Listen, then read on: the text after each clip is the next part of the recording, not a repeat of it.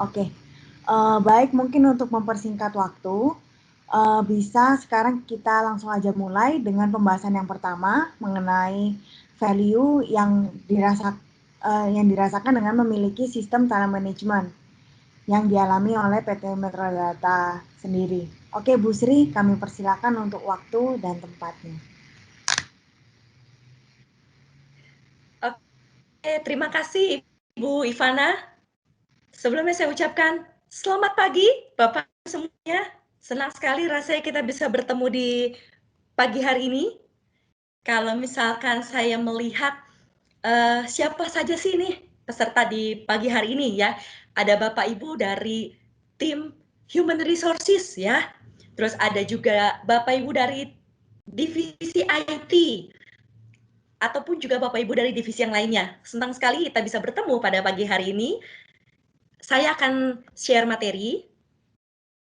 Ibu Ivana, suara saya cukup jelas terdengar? Cukup jelas, Bu. Oke, terima kasih.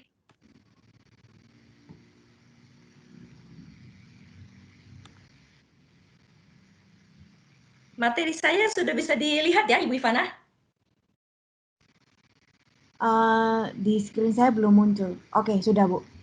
Sudah ya. Oke, Bapak Ibu,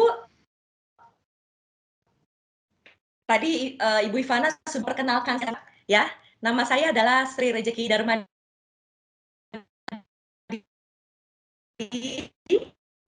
Saya itu kurang lebih sudah 15 tahun saya berkecimpung di divisi HR.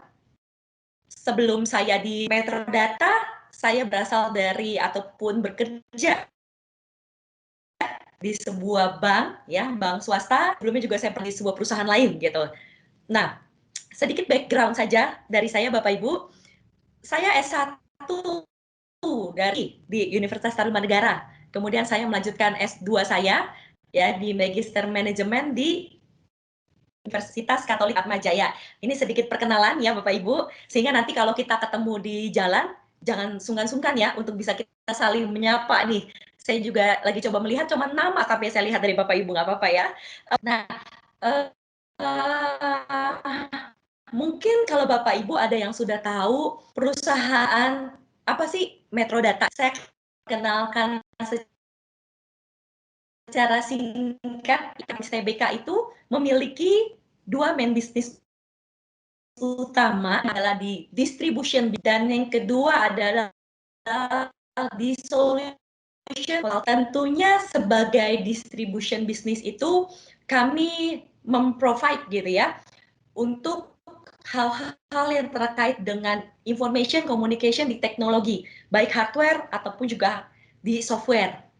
Sedangkan kalau di solution and consulting bisnis ini kami bergerak di digital solution provider. Untuk apa? Untuk membantu company nih achieving digital transformation di masing-masing perusahaan. Tentunya sekarang digital transformation sudah tidak menjadi suatu hal yang asing ya, tapi pastinya semua perusahaan mau agar perusahaannya ini bisa bergerak secara digital. Terlebih dengan kondisi pandemi sekarang, ya, di mana kita bisa dari masing-masing company dengan karyawan-karyawan yang setengahnya bekerja di kantor dan juga setengahnya bekerja di rumah, gitu, seperti itu ya. Nah, kalau seperti apa sih nih supaya Bapak Ibu Metrodata itu employee-nya seperti apa sih gitu ya. Nah, ini adalah employee Metrodata gitu ya. Jadi kalau misalkan Bapak Ibu bisa melihat chart di Bapak Ibu bisa melihat bahwa 62% karyawan kami usianya di bawah 30 tahun. Jadi bisa dikatakan ya tahun kelahiran 90 ke atas. Ya, atau kita mengenalnya dengan generasi Y atau generasi milenial nih, biasa disebut seperti itu ya, Bapak Ibu. Jadi 62% karyawan kami adalah karyawan milenial. 28%-nya Gen X lah ya, bisa dibilang gitu ya. Dengan range usianya itu adalah di 31 sampai 40, kurang lebih seperti itu.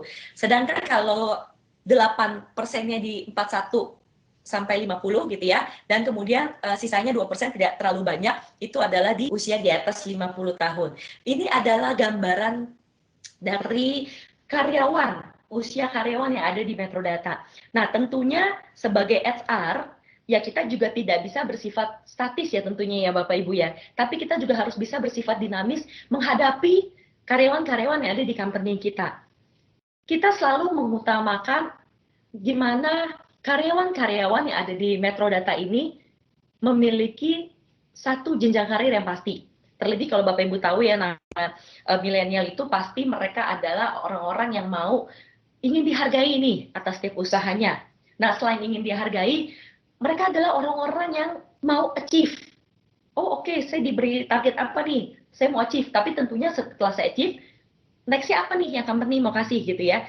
Sehingga kami selalu memupuk gitu ya, kami selalu membangun untuk leader-leader, untuk talent-talent yang ada di Metrodata berasal dari internal kami nih.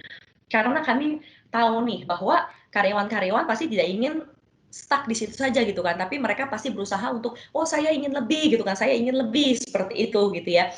Nah, kalau misalkan bisa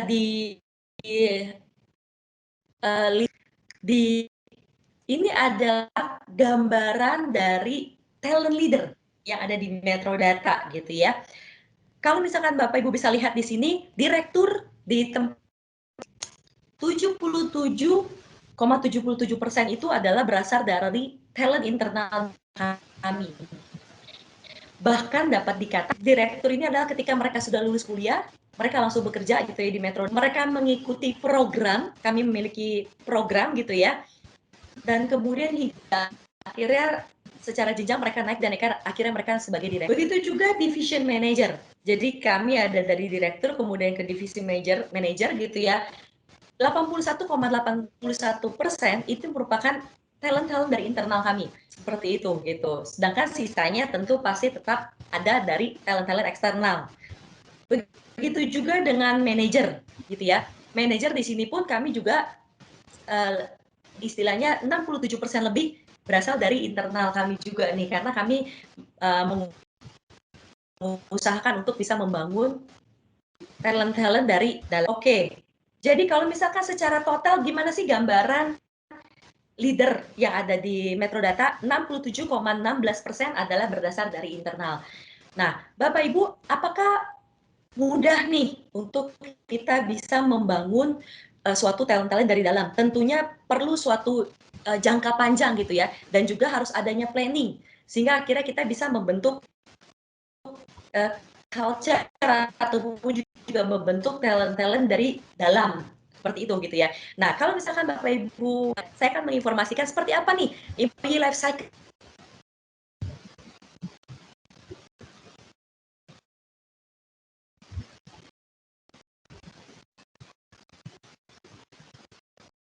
Terputus di sana. Iya, maaf Bu Sri, mungkin agak macet-macet internetnya. Oh gitu, oke. Sekarang sudah lebih baik? Ya, sudah. Mulai dari slide ini lagi aja, kayak itu nggak apa-apa Bu. Oke. Ya itulah ya Bapak Ibu ya. Kalau berhadapan dengan teknologi pasti ada gangguan, nggak apa-apa. Tetap kita harus semangat ya. Oke, saya mulai dari sini ya Ivana. Suara Ya, Bu. saya sudah lebih terjelas? Terdengar? Ya, Slide saya terlihat? sudah. Oke.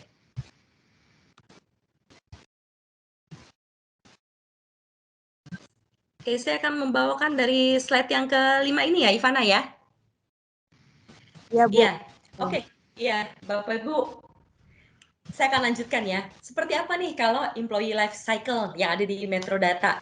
Tentu pasti diawali dengan hiring ya.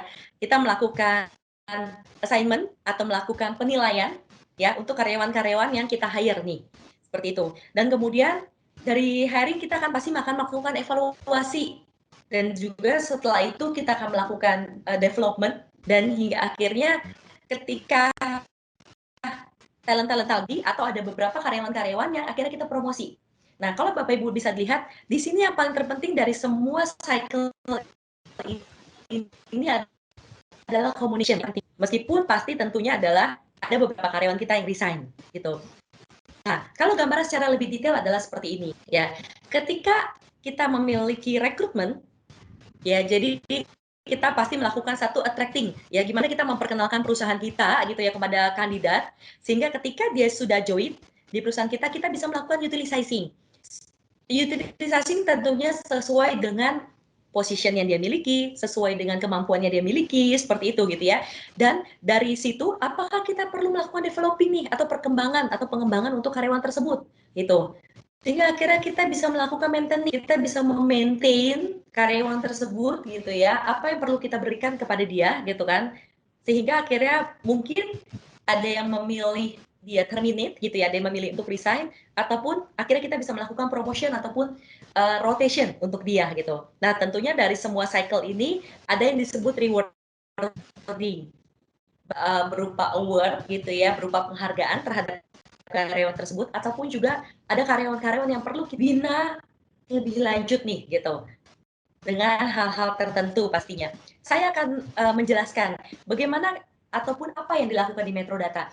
Bapak Ibu, satu hal yang kita sadari ketika karyawan join di company, yang pasti mereka ingin tahu adalah apa sih peran saya di sana? Pasti seperti itu ya Bapak Ibu. Saya bekerja di sini harus apa nih yang saya harus kerjakan? Seperti itu. Biasanya kita menyebut itu tentunya adalah dengan performance plan. Ya. Jadi bagaimana kita ketika ada satu karyawan, kita sama-sama berkomunikasi dengan dia gitu ya, kita membuat oke, kamu memiliki target seperti ini, kamu memiliki plan nih, sehingga kita bisa memiliki sasaran kinerja spesifik untuk seseorang gitu, yang tentunya telah kita sepakati bersama ya. Itu tentunya pasti dari performance plan kita ke coaching counseling gitu ya, kita berkomunikasi, mungkin juga dalam perjalanan ada hal yang perlu di upgrade, ada hal yang perlu diperbaiki gitu kan, sehingga akhirnya kita bisa melakukan performance evaluation ya, performance evaluation di goal performance-nya kita nih. Oke, kita melakukan evaluasi. Kalau di Metro Data kami melakukan performance evaluation, kami menilai dua hal Bapak Ibu. Yang kami lihat tentunya tidak hanya penilaian secara kinerja, menilai dari segi kompetensi ya. Jadi kita bisa oke, karyawan ini kompetensinya seperti apa gitu ya. Akhirnya kita bisa membuat development plan yang tepat untuk dia. Kalau di Metro Data kami melakukan performance evaluation ini setahun 2 kali. Nah, apakah itu cukup untuk kita bisa menjaga produktiviti seorang? Pastinya enggak ya Bapak Ibu ya. Terlebih dengan kondisi sekarang ya, kita melakukan segala sesuatu serba jarak jauh ya. Kita melakukan webinar seperti ini gitu ya. Kita melakukan evaluasi kepada karyawan pun pasti kita lakukan adalah secara virtual, mungkin seperti itu gitu. Sehingga kita membutuhkan satu, kalau kami melakukan dengan jadi di sini kami bisa melakukan feedback gitu ya. Jadi karyawan bisa menginformasikan, oh hari ini hal pekerjaan saya dilakukan adalah ini. Nah, nanti kemudian manajer bisa memberikan feedback. Oh oke, misalkan ada yang kurang nih, misalnya seperti itu. Dan karena di tempat kami ada beberapa konsultan gitu ya Bapak Ibu. Konsultan tentunya bekerja adalah di site ataupun juga di company lain, membantu company lain gitu ya.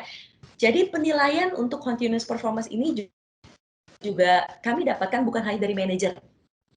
Karena sehari-hari karyawan tersebut lebihnya dinilai atasan yang ada di tempat site-nya dia. Sehingga dari manajer bisa memberikan nih, gimana karyawan ini selama dia bekerja di sana gitu. Jadi bukan hanya bisa feedback dari atasan, tapi kita juga bisa menginsight untuk feedback diberikan dari orang lain atau tempat atau divisi lain seperti itu gitu. Sehingga dengan begitu kita bisa menjaga nih, oke, gimana productivity kita selama gitu ya. Atau juga kita bisa mengevaluasi nanti mingguannya seperti apa gitu. Nah, kalau secara operasional, tentunya secara kompetensi pun melihat gitu Bapak Ibu, bagaimana current kompetensi level yang dimiliki oleh employee. Pada saat dia membuat decision, dia membuat planning gitu ya, current kompetensinya ini seperti apa gitu. Nah, mungkin ada gap di sana gitu, ada kompetensi gap yang dimiliki oleh karyawan gitu. Nah, sehingga kita bisa melihat requirement ataupun juga kompetensi base yang ada di perusahaannya Bapak Ibu seperti apa, dan kemudian kita melakukan evaluasi.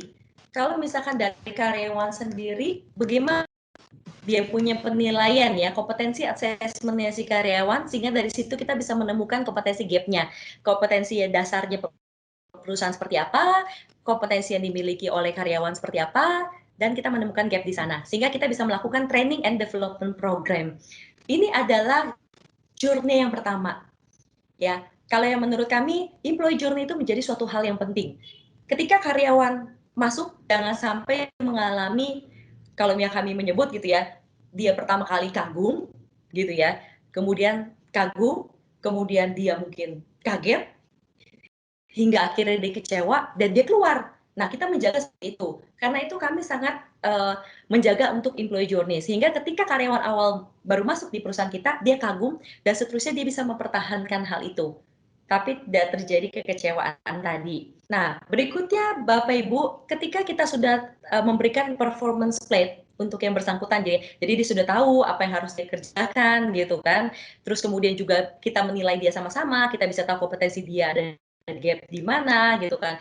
Nah, sehingga kita bisa menemukan nih, ada karyawan-karyawan yang bisa menjadi suksesor-suksesor kita next-nya. Kita bisa menempatkan mereka menjadi di talent pool-nya kita gitu. Sehingga kita memiliki succession yang nantinya bisa menggantikan untuk manajer-manajernya dan berikutnya seterusnya seperti itu gitu ya. Nah, apa yang Metrodata lakukan gitu ya kalau terkait dengan succession dan development plan ini? Tentu yang paling pertama adalah di training. Ya, ketika kita sudah tahu, oke, karyawan ini memiliki gap kompetensi di sini, dia memiliki kekurangan di sini, kita memberikan dia training. Nah, dengan kondisi sekarang yang kami lakukan adalah kami ingin karyawan-karyawan kami belajar seperti Lala. Apa itu Lala gitu ya? Lala itu adalah dia bisa learning anywhere and learning anytime. Jadi dia bisa belajar dimanapun dan dia bisa belajar kapanpun.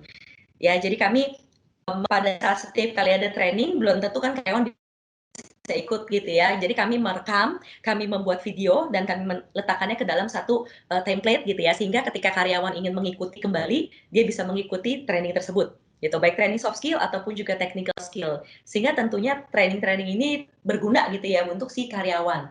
Dan terlebih training yang kami buat tidak hanya kita memanggil vendor, tapi kami justru memaksimalkan nih kemampuan-kemampuan karyawan yang di dalam.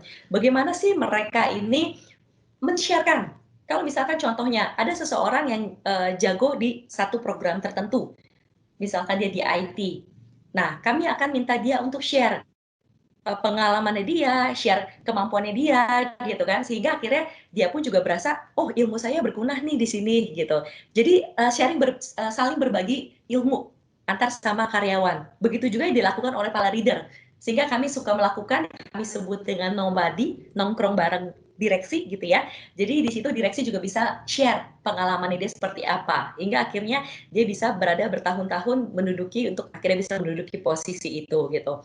Nah, selain training, kami memiliki satu program yang kami sebut dengan Fast Track Program. Fast Track Program ini satu program yang kami khususkan untuk mereka yang akan kami didik menjadi leader yang berada dalam talent pool tadi gitu ya. Kami memiliki satu program dengan jangka waktu 4 bulan. Nah, mereka di coach khusus gitu ya, dengan satu direksi, kami memakai direksi-direksi gitu ya, ataupun juga para division manager untuk menjadi badinya, untuk menjadi mentornya seperti itu gitu, sehingga dia tidak hanya belajar secara teori, tapi dia juga ada satu mentor yang bisa mengarahkan dia. Fast track program kami tidak hanya terarah kepada posisi manajerial, tapi ada juga di tempat kami posisi yang bersifat profesional. Jadi dia bersifat secara bekerjanya tidak memiliki tim gitu ya, tapi memiliki satu bidang keahlian khusus gitu secara profesional seperti itu. Kami juga memiliki reverse mentoring. Nah, reverse mentoring ini kebalik ya, Bapak Ibu. Kalau tadi para karyawan dimentor oleh direkturnya. Nah, kalau reverse mentoring ini kami balik. Milenial ini kan senang dengan sesuatu ilmu-ilmu baru ya, dan mereka senang sekali kalau ilmu baru mereka itu mereka bisa ajarin nih gitu. Nah, sehingga kami membuat reverse mentoring. Jadi para karyawan-karyawan gitu ya, kita pairing-kan gitu ya dengan direktur ataupun DM gitu ya, atau manajer tertentu, dan mereka mengajarkan kepada direktur itu gitu. Karena kan mereka biasa kan lebih kaya, mungkin ngajarin tentang podcast, tentang TikTok, ataupun ya hal yang semua nggak berhubungan, ada yang berhubungan dengan pekerjaan ataupun juga nggak berhubungan dengan pekerjaan, nggak masalah. Tapi mereka bisa berbagi satu ilmu tertentu, sehingga akhirnya dari situ bisa muncul inovasi-inovasi yang baru. Itu yang kami lakukan gitu ya. Dan ada satu program sit in ini adalah ketika kami melihat ada karyawan yang berkeinginan untuk mempelajari satu ilmu tertentu. Jadi ilmunya bisa belak belakang gitu ya. Dia dari background accounting tapi ketika bekerja dia sebagai sales. Nah, ada satu saat dia ingin belajar tentang accounting kembali. Kami akan lakukan sit in ini. Tentunya dengan durasi tertentu sehingga karyawan bisa mempelajari, oh ternyata kalau di accounting seperti ini ya, atau dari orang IT ingin belajar di sales. Oke, nggak masalah, kita akan lakukan itu gitu. Selain itu juga ada tugas khusus dan proyek dan tugas menggantikan manajer gitu ya. Semua ini kami lakukan dengan tools-nya adalah kami sebut dengan edisi, assessment and development untuk karyawan tersebut, dan kita lihat development apa yang perlu dibuat. Dan tentunya ini juga kita menerima masukan secara assessment 360 gitu ya. Jadi kami menilai si karyawan tersebut dari orang-orang di sekitarnya. Itu adalah achievement ya. Dan kemudian untuk karyawan-karyawan yang tadi sebagai talent, tentunya ada hal lain yang kami lakukan, yaitu kami memberikan mereka ataupun juga ada satu hal punishment ataupun istilahnya kita bisa bilang pembelajaran.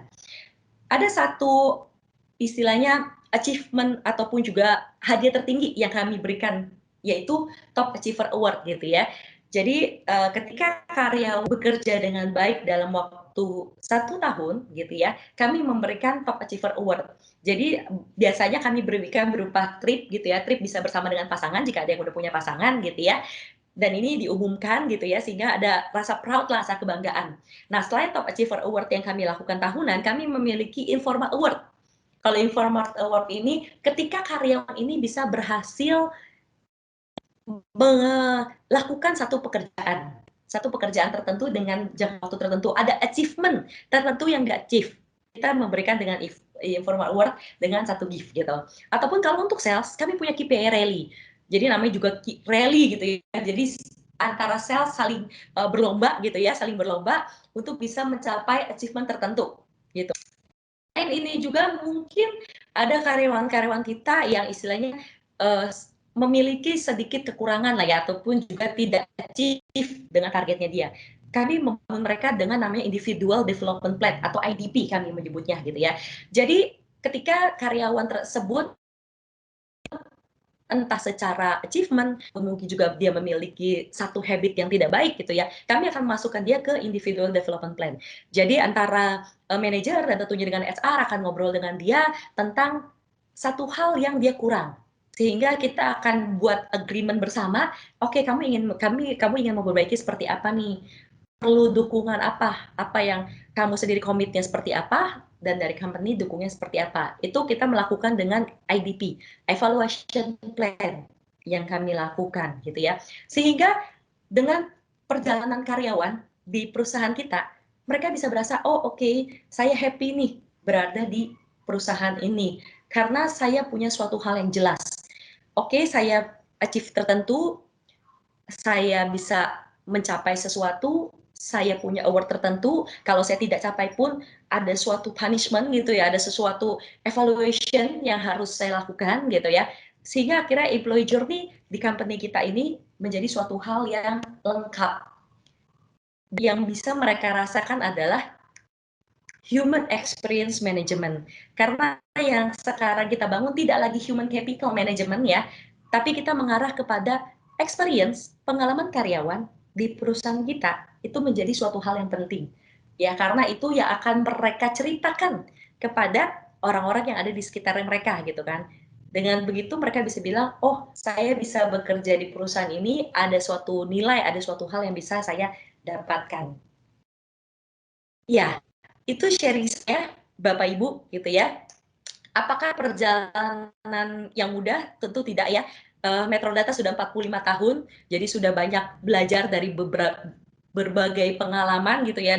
dan tentunya pasti masih banyak kesalahan, terutama ketika kita berada dengan kondisi sekarang, kondisi pandemi, kami juga terus bisa membangun gimana nih cara kita bisa kolaborasi dengan karyawan tetap terjalin.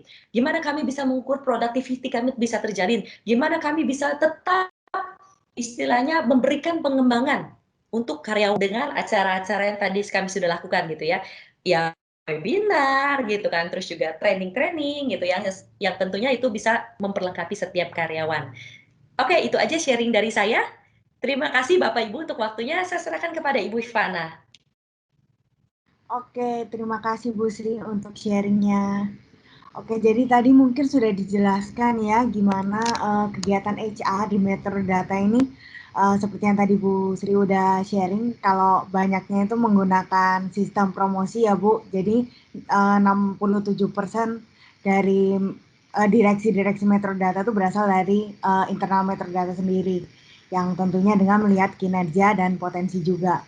Oke, jika Bapak Ibu misalnya kalau ada pertanyaan bisa langsung diketik di kolom komen ya, nanti bisa dibahas di sesi terakhir di sesi Q&A. Oke, terima kasih Bu Sri. Oke, lanjut kita ke sesi kedua. Dalam pembahasan mengenai kesulitan dan gangguan yang dihadapi oleh tim HR secara global pada masa krisis yang akan dibawakan oleh Prinsipal Oracle sendiri, Pak Yudanto. Oke, Pak Yuda, kami persilahkan. Selamat pagi Bapak Ibu, terima kasih banyak Ivana. Pertama saya mohon maaf dulu karena background saya tidak jalan tiba-tiba pagi ini. Oke, jadi saya mau memperkenalkan dulu saya siapa gitu ya. Nama saya Yudanto Hapsara, jadi saya yang handle untuk HCM aplikasi di Oracle Indonesia. Saya handle semua market di Indonesia. Jadi kalau saya mau cerita background saya dulu saya mulai di HR industry itu tahun 2007 ya. Saya lulusan perhotelan jadi saya nyemplung di HR. Ternyata saya suka dari tahun 2007 itu. Nah, dari tahun 2007 sampai sekarang saya kayaknya lengket sama tim HR gitu ya. Background saya kebanyakan memang dari sisi training dan juga dari sisi rekrutmen. Oke, sekilas itu saja mengenai saya. Boleh next, Ivana?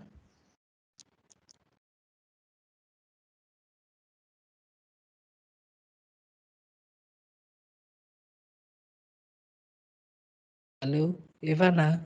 Boleh next slide-nya?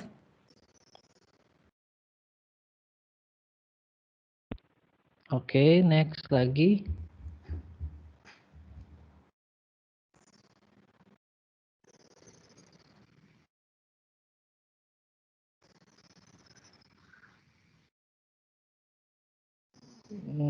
Oke, next lagi Ivana boleh? Minta tolong. Oke, jadi hari ini saya akan cerita mengenai yang namanya disruption. Saya ingat banget dulu tahun 2020 ini di bulan Januari saya ada satu event, saya di situ sharing, boleh back lagi. Saya sharing yang namanya disruption. Boleh balik lagi Ivana? Ya, oke. Jadi disruption itu yang dulu di bulan Januari beberapa bulan yang lalu saya cerita mengenai yang namanya digital disruption. Apa sih digital disruption? Gampangnya gini, dulu itu kita kalau mau nonton movie gitu ya, kita harus yang namanya DVD segala macam. Terus kita harus ke bioskop. Nah, mulai ke sini kan kita ngelihat yang namanya nonton film gitu ya. Kita cuma harus subscribe aja yang namanya Netflix lah, yang namanya sekarang juga baru keluar di Indonesia yang namanya Disney Plus. Nah, itu tuh semuanya tuh berubah sama sekali. Jadi yang berubah kalau kita ngomong digital disruption, siapa yang paling terkena digital disruption? Yaitu ya kita, orang-orang itu sendiri. Karena teknologi sama perkembangan catching up kita sebagai person itu tuh nggak bisa sama sekali dilampaui gitu ya. Nah, setelah saya ngomong digital disruption di bulan Januari, bulan Maret kita kena yang namanya lockdown segala macam. Mulai nih yang namanya berubah, kalau saya boleh bilang namanya di pandemi disruption gitu ya. Nah, kalau pandemi disruption ternyata itu benar-benar harus berubah sekarang juga. Kenapa? Karena dari sisi employee, dari sisi person, dan dari sisi company itu benar-benar terpukul. Jadi apa yang harus kita lakukan sebagai person dan juga sebagai employee? Kita harus melakukan yang namanya tumbuh kembali. Kalau misalkan kita udah dipukulin gitu ya, kita udah jatuh, gimana caranya kita dari jatuh untuk bisa berdiri lagi, untuk bisa lari lagi, yang namanya resilience. Dan juga kalau misalkan kita sudah melakukan yang namanya resilience, kita juga bisa harus melakukan yang namanya reinvention. Kita harus melakukan apa yang tidak pernah kita lakukan sebelum masa pandemi. Nah, next slide-nya, saya akan cerita mengenai, boleh naik next slide, Ivana?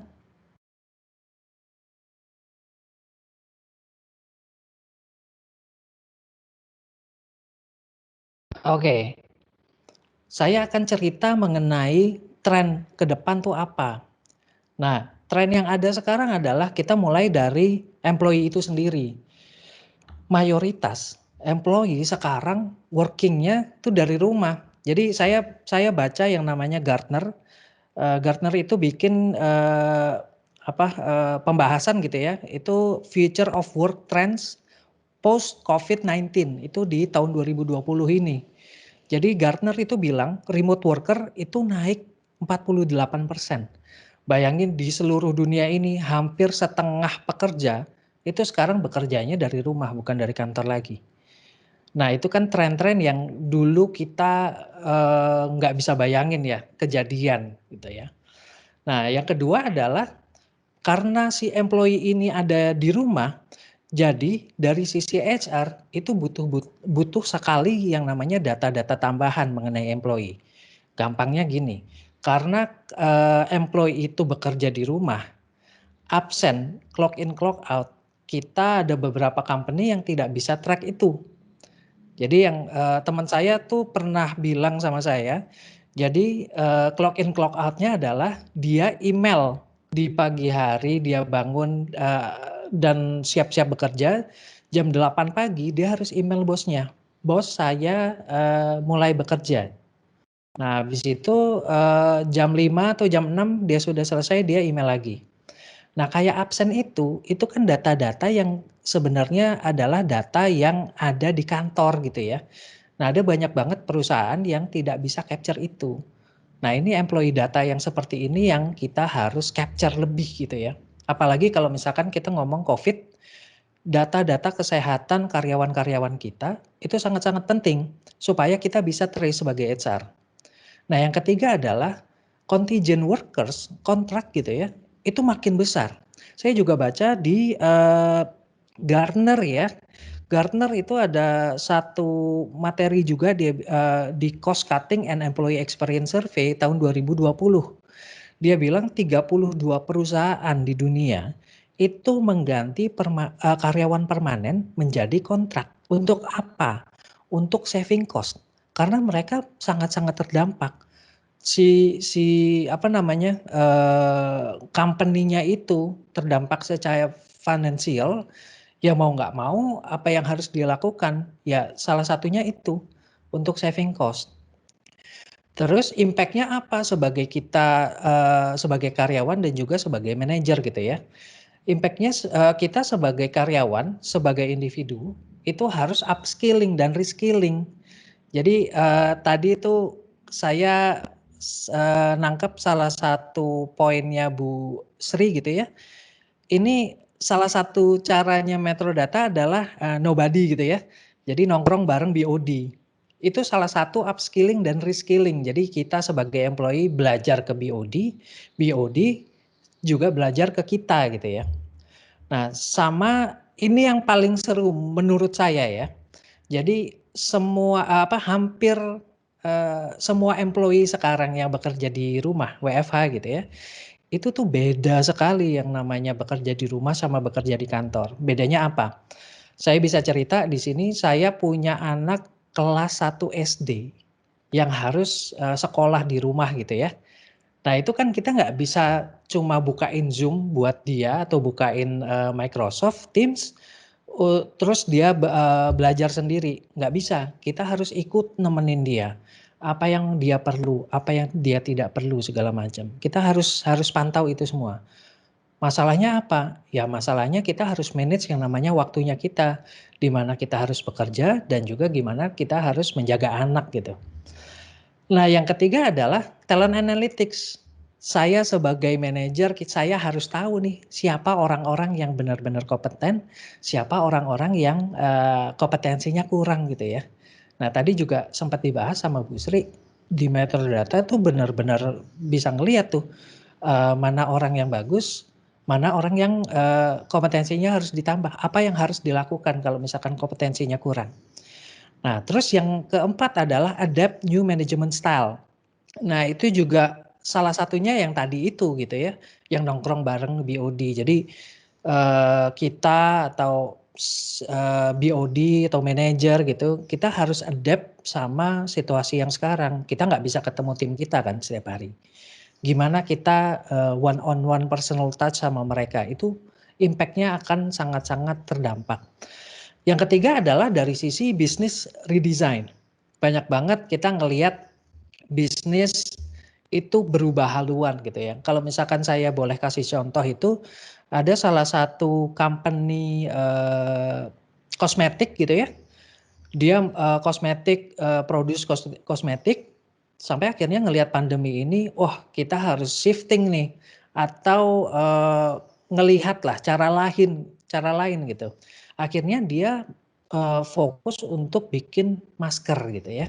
Jadi benar-benar harus berubah dari sisi bisnis itu juga.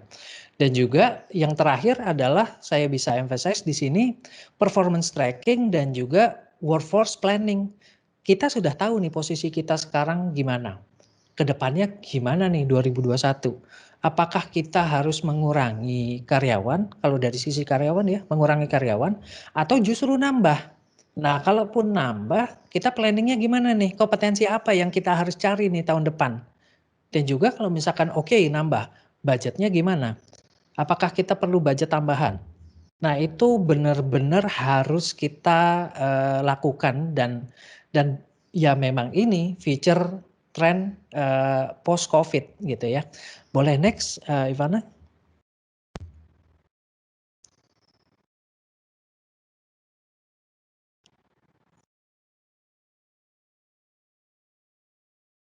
Oke. Nah Deloitte itu bahkan ngomong ya di tahun 2020 ini kita tuh nggak bisa melakukan bisnis as usual. Tahun 2009 ya sudah lewat gitu ya. Kalau kita ngelihat pandemi sekarang, di old ways itu ya old ways. Kita nyari benar-benar new ways. Gimana kita melakukan sesuatu yang baru, reinvention itu sendiri untuk survive dalam tanda kutip ke depannya. Nah, Deloitte juga bilang apa yang harus dilakukan. Yang pertama ya kita harus meningkatkan empati. Kita harus fokus kepada people-nya kita. Gimana people-nya kita itu kalau tadi Bu Sri bilang jangan sampai 4K gitu ya. Yang pertama kagum. Jadi dia dari luar, oh ngelihat nih company ini kagum ya. Akhirnya dia masuk, setelah dia masuk dia kaget. Wah ternyata nggak sebagus yang ada di luar ya. Nah setelah kaget, wah ini nggak bisa nih kayak gini nih. Dia mulai kecewa. Setelah kecewa apa? Dia keluar. Kita sebagai HR dan sebagai organisasi gitu ya, kalau misalkan ada orang keluar, ya kita susah dong nyari talent lagi. Kalau misalkan talent itu kompetensinya belum 100% saya bisa bilang, kalau sudah 100% atau sangat-sangat fit sama company-nya kita, wah susah nyarinya nanti. Yang kedua adalah resilience itu sendiri, gimana caranya kita bangkit dari keterpurukan ini gitu ya. Nah yang ketiga adalah gimana kita partnership sama perusahaan lain atau organisasi lain untuk membangun bisnisnya kita menjadi sukses lagi gitu. Nextnya Ivana.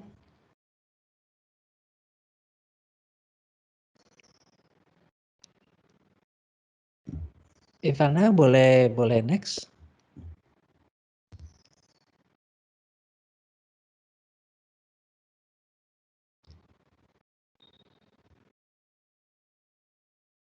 Sorry Mas Yuda dan Bapak Ibu sekalian, mungkin ada masalah internet di Ivananya, sedikit rada delay mungkin. Oh, oke. Ditunggu dulu sebentar ya. Iya, siap. Oke. Nah, ini juga saya bisa cerita kalau 71% employee itu ngerasa kalau yang namanya employee experience itu sangat penting. Tadi juga Bu Sri bilang HXM gitu ya, Human Experience Management gitu ya. Nah, ini adalah survei tahun 2018 dari Mercer. Bayangkan 2018 aja sudah 71%. Bayangkan di sekarang ini 2020. Seberapa krusialnya yang namanya employee experience. Boleh next, Ivana?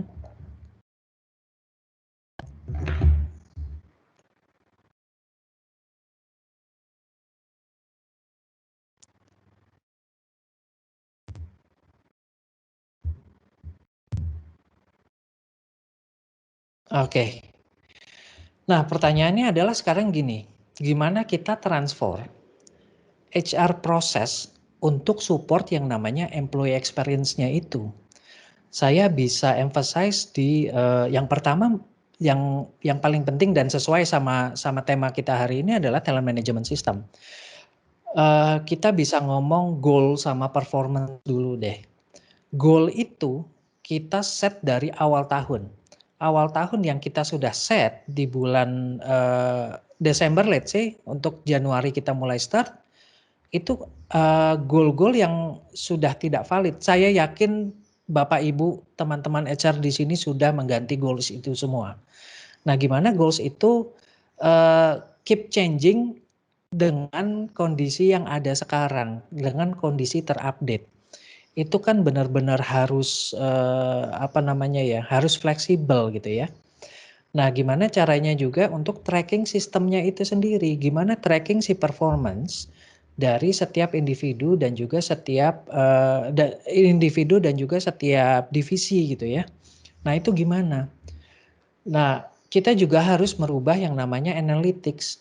Gimana caranya si sistem itu sendiri bisa advice kita sebagai manajer gitu ya, sebagai manajemen untuk mengadvise apa yang harus kita lakukan, apa yang yang harus tidak kita lakukan. Kalau kita melakukan A, apa dampaknya? What if gitu ya. Jadi sistem itu harus bisa melakukan itu karena kita nggak tahu ke depannya seperti apa kan. Dan juga saya bisa bicara mengenai learning gitu ya. Tadi Bu Sri juga bilang learning everywhere, learning anytime. Nah, learning ini salah satunya contoh itu di Oracle sendiri. Kita fokus selama pandemi ini, selama work from home, kita fokus di learning. Gimana caranya kita meningkatkan kompetensi. Kompetensi yang bisa disiapkan untuk post COVID yang nantinya. Semoga sebentar lagi selesai gitu ya. Setelah obatnya ditemukan. Dan juga proses rekrutmen berubah sama sekali. Dulu kalau misalkan kita ngomong kita mau rekrut orang, orangnya harus ngomong ketemu sama kita langsung, semuanya sekarang sudah melalui video conference kayak sekarang. Dan juga yang namanya employee engagement, gimana caranya kita tetap engage sama karyawan kita supaya kita tahu posisinya dia sekarang seperti apa. Apakah ada, kalau di Oracle kita sebutnya gig ya, atau project yang kita buat untuk meningkatkan, untuk upskill dan reskill kompetensinya mereka itu sendiri. Dan juga kita bisa menggunakan teknologi HR helpdesk, kan kita nggak bisa ya. Kita sebagai HR ditanyain terus sama ribuan orang karyawan kita untuk nanya berapa sih saat cuti gampangnya, atau kalau misalkan saya kena COVID apa yang harus saya lakukan, apakah asuransi ini mengcover atau tidak, yang seperti itu. Oke, nextnya Ivana.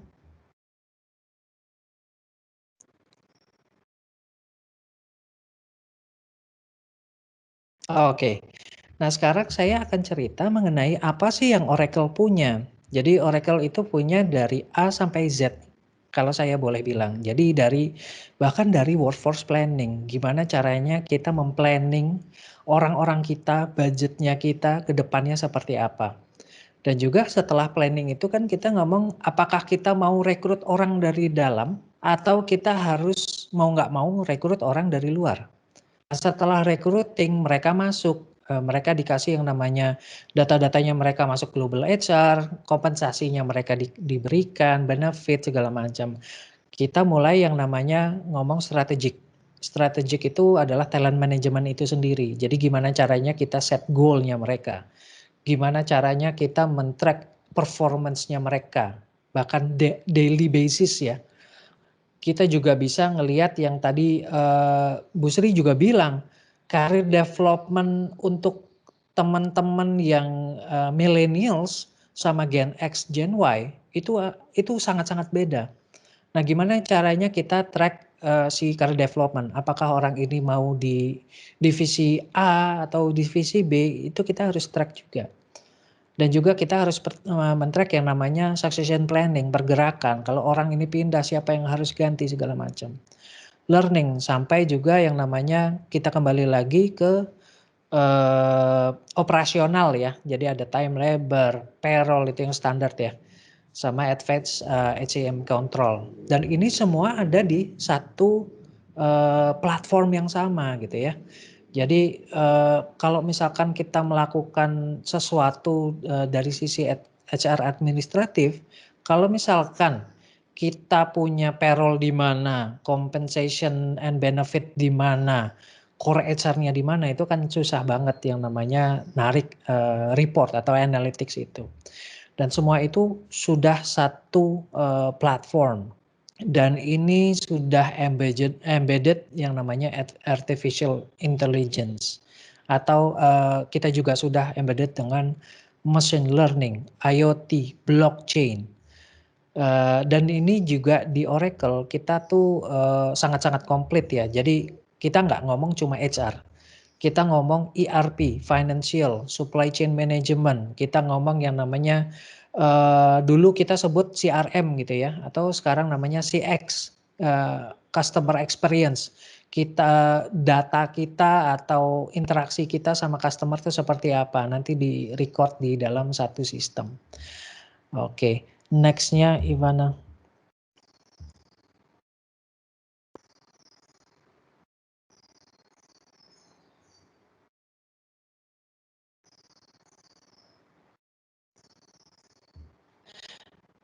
Oke, kalau Bapak Ibu bertanya kenapa Oracle, saya akan ngeliatin yang data ini. Yang di sebelah kiri gambar ini adalah gambar dari Gartner. Jadi Gartner itu memang mereka mengeluarkan vendor-vendor apa saja di dunia yang bagus untuk setiap aplikasi gitu ya. Saya akan fokus ke HCM aja. Jadi di HCM, di Oracle itu kita terbaik, kita masuk leader kuadran gitu ya. Nah, untuk completeness of vision, kita itu memang yang terbaik gitu ya sampai sekarang. Kenapa? Karena saya bisa bilang di Oracle ini khusus untuk HCM, itu kita sudah mengeluarkan setiap tahun itu biaya R&D-nya 6 miliar dolar. Dan kita melakukan rapidly update. Jadi kita melakukan 3 bulan sekali nih dalam 1 tahun. Jadi apa yang Bapak Ibu akan lihat hari ini mungkin akan beda dengan yang akan Bapak Ibu lihat 3-4 bulan ke depan. Karena kita sudah melakukan update. Dan update itu pasti update yang terbaik. Pasti update yang sesuai dengan kondisi yang sekarang. Dan juga kita sudah, jadi kita punya community member. Jadi Bapak Ibu yang sudah menjadi customer-nya Oracle HCM, itu kita kumpulin. Itu kurang lebih ada 37.000 orang, itu kumpul untuk kasih tahu apa yang perlu di-upgrade, apa yang perlu di-improve sama Oracle dari sisi HCM. Nah itu kenapa kita selalu up to date dan selalu menang di Gartner Quadrant, itu karena itu juga. Dari masukan dari teman-teman customer gitu ya. Boleh next, Ivana?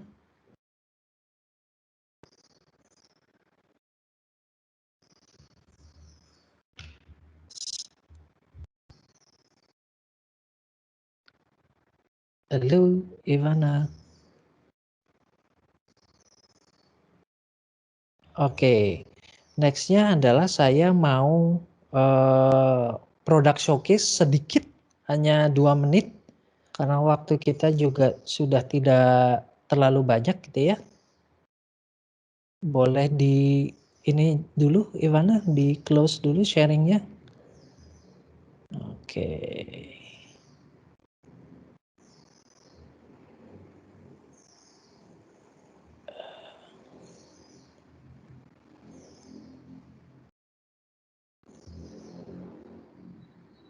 Oh, kok nggak bisa ya?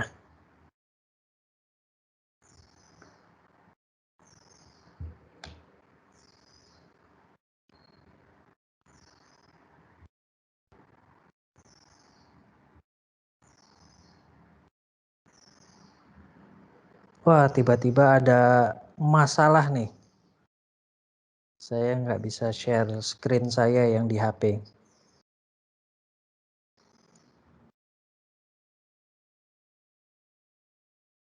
Oke, mungkin next sesi aja. Jadi tadi saya mau cerita mengenai bentukannya seperti apa sih, look and feel-nya seperti apa sih dari sisi aplikasinya itu sendiri. Dari mobile device gitu ya. Next sesinya saya kembalikan ke Ivana kalau gitu. Terima kasih banyak Bapak Ibu atas waktunya. Oke, terima kasih Mas Yuda. Maaf ya Bapak Ibu kalau misalnya tadi di tengah-tengah mungkin ada ke-delay sedikit untuk slide-nya. Ya, mungkin kita langsung lanjutin aja ke sesi yang ketiga. Terima kasih untuk Mas Yuda, untuk Pak Yuda untuk sharingnya. Jadi cukup jelas ya untuk case-case yang udah dihadapi oleh tim-tim HR di seluruh dunia nih, kayak disruption selama pandemi ini. Oke, di sesi ketiga ini kita lanjutkan dengan sharing mengenai demo penggunaan dari Oracle Talent Management yang akan dibawakan oleh senior konsultan kami, Pak Ishak. Kami persilakan waktu dan tempatnya, Pak. Baik, terima kasih Ivana. Selamat siang Bapak dan Ibu sekalian. Terima kasih juga kepada Ibu Sri dan Pak Yuda atas poin-poin pentingnya mengenai apa sih yang terjadi di HCM saat ini, lalu bagaimana trennya, serta overview mengenai aplikasi Oracle Fusion Cloud itu sendiri. Oke, baik. Untuk mempercepat waktu, saya akan share kontennya dulu. Oke.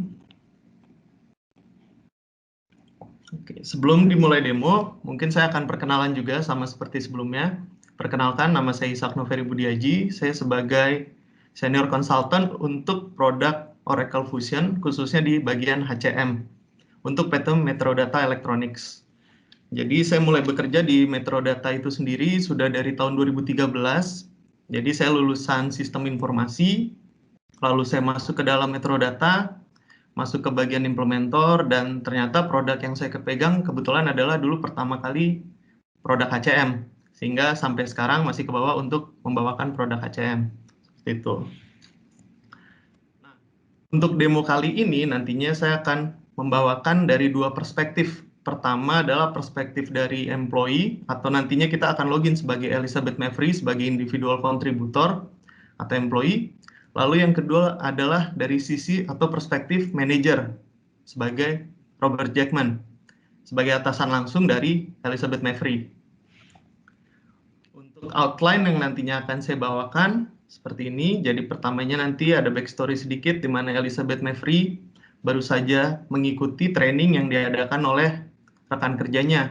Lalu dia merasakan bahwa impact yang dia dapat dari mengikuti training itu cukup bagus, sehingga dia ingin memberikan feedback positif kepada rekan kerjanya. Hal ini gunanya apa? Biasanya untuk mengencourage employee antar employee agar dapat mendeliver sesuatu yang lebih baik lagi nanti ke depannya, seperti itu. Lalu dari sisi skills and qualification, nantinya Elizabeth Mavry dia akan mengecek bagaimana sih kompetensi yang dia miliki, lalu skill dan kualifikasi apa saja yang lain yang dia miliki. Nah, dari sisi career development, nantinya dia bisa lihat juga career of interest dia ke depannya kemana. Lalu terkait career of interest itu, apakah ada development goals yang harus dia achieve untuk dapat mencapai posisi itu.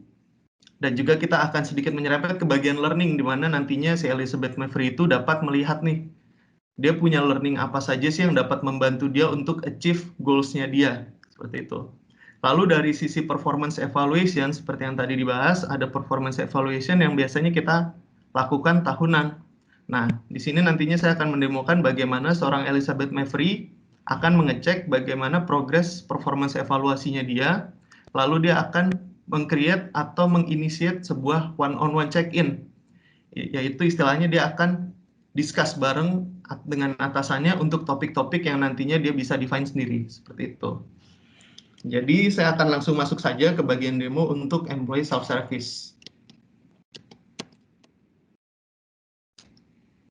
Untuk layar kelihatan ya, Ivana? Sudah Mas, sudah ke share. Oke, baik. Jadi ini adalah tampilan luar dari product application dari Oracle Applications Cloud Fusion. Lalu saya akan login sebagai Elizabeth Mavry.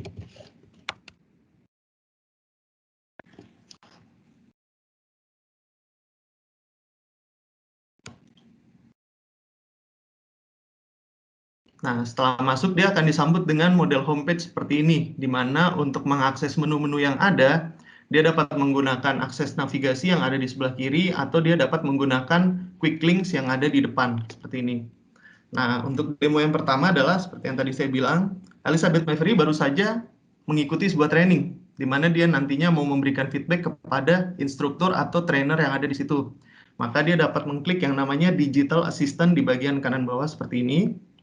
Lalu dia akan disapa oleh mesin, oleh sistem, sehingga nantinya dia dapat mengetik saja seperti ini. Misalnya saya mau memberikan feedback.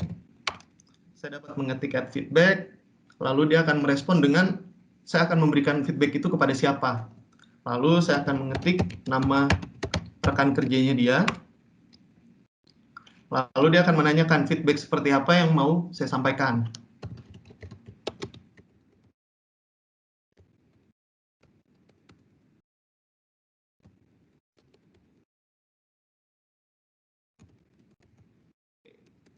Misal saya mengetik feedback seperti ini, lalu dia akan menanyakan apakah feedback ini mau dikasih lihat ke semua orang atau hanya beberapa orang tertentu. Oke, everyone, lalu saya konfirmasi, yes. Oke, jadi feedback untuk Brian Joseph yang tadinya saya akan isi oleh Elizabeth Mavry telah dikirim. Nah, berikutnya yang saya akan kasih lihat adalah bagaimana seorang Elizabeth Mavry dapat melihat dengan siapa aja sih dia bekerja di perusahaan itu. Lalu info-info apa saja yang dapat dia lihat nantinya. Maka dari itu dia akan mengakses yang namanya directory. Di mana di sini dia bisa lihat struktur organisasi untuk dirinya sendiri bagaimana, lalu public info apa saja yang dapat diedit oleh dia untuk nantinya ditunjukkan kepada rekan-rekan kerja yang lain. Seperti itu. Nah, di sini saya akan coba search untuk Brian Joseph karena baru saja saya mengisi feedback untuk dia. Oke. Akan dibawa ke halaman public info si Brian Joseph. Di sini saya bisa lihat semua detail tentang Brian Joseph. Seperti itu. Lalu jika saya mau melihat feedback apa sih yang saya telah berikan, saya tinggal klik show more. Lalu di sini ada opsi untuk melihat feedback. Seperti itu. Oke, nah di sini akan kelihatan nih feedback yang baru saja saya berikan kepada dia. Sehingga nantinya ketika si Brian Joseph login, maka dia akan dapat notifikasi bahwa, hey, kamu mendapatkan feedback dari rekan kerja kamu. Maka dia bisa lihat seperti apa sih feedback yang diberikan, kayak gitu. Oke. Berikutnya, setelah Elizabeth Mavry memberikan feedback kepada Brian Joseph, dia ingin lihat kompetensi dirinya sendiri itu bagaimana, skill kualifikasi apa saja sih yang dia punya. Jadi tadi kan kalau dari Bu Sri ada ngomong ketika karyawan di hiring kita tuh udah ngumpulin sebenarnya kompetensi yang dia miliki apa, soft skill yang dia miliki apa. Dan itu semuanya akan tercatat di dalam sistem seperti ini. Maka dari homepage kita akan mengakses halaman Career and Performance, lalu kita akan klik ke Skills and Qualifications. Oke, nah kita akan disambut dengan list-list dari skills dan kualifikasi yang dimiliki oleh Elizabeth Mavry. Di sini, skills dan kualifikasi itu akan dibedakan berdasarkan beberapa jenis yang namanya content type. Di sini kita bisa lihat dari atas, ada license and certifications, di mana Elizabeth Mavry ternyata adalah Certified Human Resource Professional. Lalu ada juga kompetensi, ini kita bisa breakdown untuk melihat isinya di dalam. Lalu ada juga degrees, honors and awards, languages, membership, career preferences, hingga nantinya di terakhir jika memang ada dokumen pendukung yang perlu di-attach oleh Elizabeth Mavry, biasanya terkait dengan sertifikasi atau mungkin membership. Itu dia bisa menambahkan di bagian attachment. Lalu bagaimana jika ada content type yang ternyata belum muncul di sini? Oracle Fusion juga memberikan beberapa content type lain yang bisa kita tambahkan di sini. Seperti education level, special project, misalnya kalau kita misalnya mau maintain nih profil seorang karyawan berdasarkan project-project apa sih yang pernah dia lakukan. Lalu ada accomplishment, area of studies, dan lain sebagainya. Nah, kita akan fokus nih, lihat ke area kompetensis. Kompetensis di sini adalah ibaratnya mungkin soft skill lah yang dimiliki oleh si Elizabeth Mavry. Nah, di sini kita bisa lihat bahwa ada beberapa kompetensi yang dimiliki oleh dia, tapi status ini adalah status kompetensi yang dinilai oleh dirinya sendiri. Kita bisa lihat di sini. Jadi ini adalah self-assessment yang dilakukan Elizabeth Mavry. Lalu bagaimana jika kita mau lihat official kompetensi yang dimiliki oleh Elizabeth Mavry yang diberikan oleh organisasi kepada dia? Maka di sini kita tinggal rubah dari self ke official. Nah, di sini akan dimunculkan kompetensi-kompetensi yang secara official telah dimiliki oleh dia dan diakui. Oke, di sini kita bisa lihat di sebelah kiri, ini adalah current proficiency level dari yang dimiliki oleh Elizabeth Mavry. Contoh di sini adalah adapting to change, dia memiliki level di skill. Lalu di sebelah kanannya adalah required proficiency level, di mana ini untuk menunjukkan bahwa job yang ditempati Elizabeth Mavry saat ini, yaitu adalah Director of HR, membutuhkan proficiency level setingkat skill. Maka kita bisa lihat bahwa ini cocok match. Maka bisa dianggap bahwa Elizabeth Mavry telah memenuhi syarat untuk bagian kompetensi adapting to change. Lalu bagaimana dengan kompetensi yang lain? Contoh di sini seperti result orientation, dia sudah melewati. Tapi untuk problem solving ternyata levelnya masih di intermediate, sedangkan yang dibutuhkan adalah skill. Maka ini nantinya dapat dikembangkan nantinya di menu berikutnya, yaitu career development. Nah, di bagian profile ini juga kita bisa melakukan yang namanya print summary. Jadi dengan mengklik summary ini, kita bisa mencetak nih resume yang dimiliki oleh Elizabeth Mavry berdasarkan data-data yang sudah kita punya. Kita bisa mencetak dalam PDF, RTF, atau Word, seperti yang tadi muncul. Oke. Nah, setelah kita print, maka akan muncul dalam bentuk PDF seperti ini, di mana di dalamnya itu berisi tidak hanya skills and qualification, tapi juga personal profile, sama assignment profile yang dimiliki oleh Elizabeth Mavry. Di sini bisa kelihatan skills and qualification-nya. Jadi di skills and qualification itu, selain kompetensi, berarti tadi ada degrees, tingkat pendidikannya, habis itu penghargaan apa yang pernah dia dapat, lalu membership-nya, career preference, work requirement, hingga previous employment, seperti itu. Nah, setelah ini, saya akan kembali ke bagian sini.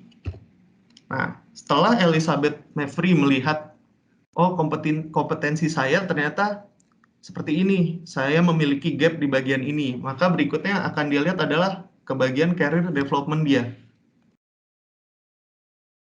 Oke, kita kembali ke halaman career and performance, lalu kita akan masuk ke menu career development. Di career development ini gunanya untuk memperlihatkan bagaimana sih plan yang ada dalam perkembangan karirnya si Elizabeth Mavry. Di sini kita disajikan beberapa informasi data seperti career outlook.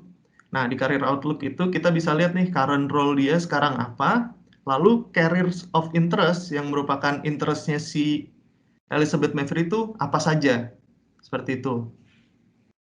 Lalu di bawahnya ada juga development plan. Lalu di bawahnya juga ada recommended roles yang akan direkomend oleh sistem hingga nantinya si Elizabeth Mavry bisa menambahkan role ini ke dalam career of interest-nya dia. Nah, di sini saya akan menggambarkan bahwa di sini kan career of interest dia masih ada senior manager, sedangkan current role dia sebenarnya director. Jadi kita akan coba untuk mendelete career of interest ini. Oke, lalu kita back. Lalu kita akan menambahkan recommended roles yang telah diberikan oleh sistem ke dalam career of interest kita, yaitu sebagai Vice President. Kita tambahkan, kita back. Nah, nantinya akan muncul di sini Vice President dan Senior Director. Lalu, jika kita mau lihat lebih dalam lagi, sebenarnya untuk saya mencapai posisi Senior Director, apa sih yang harus saya kembangkan?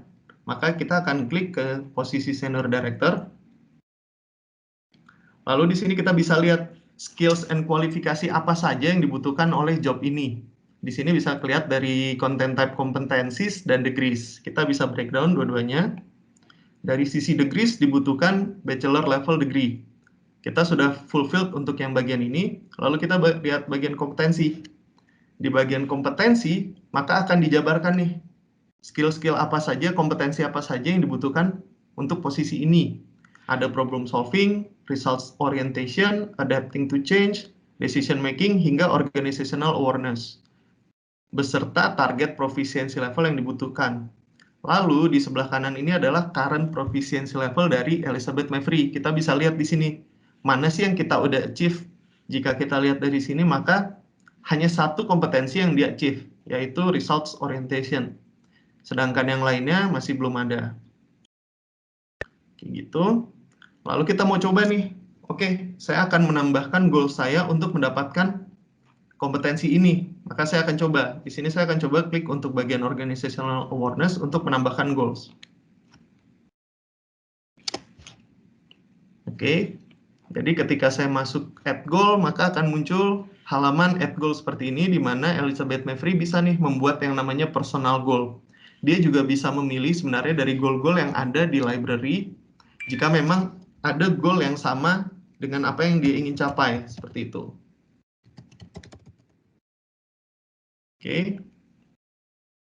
Di sini ada, ketika saya pilih library goal ini, maka akan muncul goalnya, lalu dia akan secara otomatis mengisi deskripsi, lalu statusnya kita akan isi in progress, lalu success kriterianya akan diisi, dan ada development intent. Development intent ini adalah gunanya untuk memberitahu bahwa goal ini diciptakan oleh Elizabeth Mavry dengan tujuan untuk memenuhi salah satu kriteria posisi senior director yang dibutuhkan. Nah, lalu kita coba scroll ke bawah. Ada beberapa detail lainnya yang bisa kita isi. Pertama, target outcomes. Target outcomes itu adalah outcomes apa sih yang nantinya kita bisa dapat ketika kita nge-achieve goal ini. Kayak gitu. Kita tambahkan di sini organizational awareness. Oke. Lalu di sini kita masukin detail lainnya. Lalu kita klik save. Nah, di sini akan kelihatan nih bahwa target outcome-nya adalah organizational awareness untuk dalam bentuk kompetensi seperti itu. Lalu ada juga measurement jika kita mau menambahkan detail bagaimana kita mengakses kriteria yang ada di atas. Kita mau ada measurement spesifik misalnya. Itu opsional, bisa dilewatin. Lalu ada juga task bersifat opsional juga jika kita ingin lebih merinci. Tugas-tugas apa saja sih yang harus saya lakukan untuk dapat achieve goal ini, seperti itu. Nah, di bagian yang terakhir ada learning, di mana learning ini akan terintegrasi dengan modul yang dimiliki oleh Fusion. Dan saya dapat mencari nih, learning apa saja sih yang dapat membantu saya untuk achieve goal ini. Jadi di learning itu kan ada istilah yang namanya target outcomes juga, di mana ketika karyawan telah selesai melakukan learning itu, maka dia akan secara otomatis mendapatkan kompetensi dengan level yang telah ditentukan. Maka saya akan memilih nih organizational awareness, karena ada yang learning yang ternyata sama persis dengan kebutuhan yang saya punya. Oke, lalu saya akan klik save and close. Nah, saya akan dibawa kembali ke halaman senior redaktor, maka saya akan back ke halaman career development, dan di sini, di bagian development plan, maka akan muncul nih development plan yang baru saja saya buat, seperti itu. Oke, itu dari sisi career development. Lalu bagaimana dari sisi performance goals yang dimiliki oleh Elizabeth Mavry misalnya di tahun ini. Jadi untuk penilaian-penilaian yang dilakukan di tahun ini, Elizabeth Mavry itu dapat mengakses menu goals. Jadi dari career and performance, dia bisa masuk ke menu goals.